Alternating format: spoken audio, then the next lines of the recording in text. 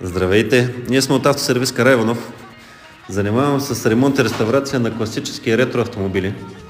Правим този канал, защото може би на някой ще му е интересно ремонтите, които извършваме и процеса на реставрация. Тук имаме един Mercedes W108 от 1967 година, на който правихме реставрация на двигател и скоростна кутия. Той е почти готов, много интересен модел.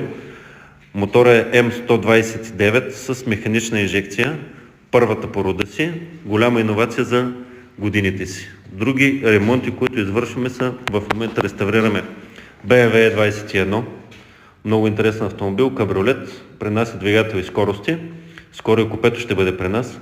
Също така се занимаваме и с един Mercedes Ponton от 1954 година. За този Mercedes и за BMW все още очакваме части и работата по тях ще продължи. За тях ще снимаме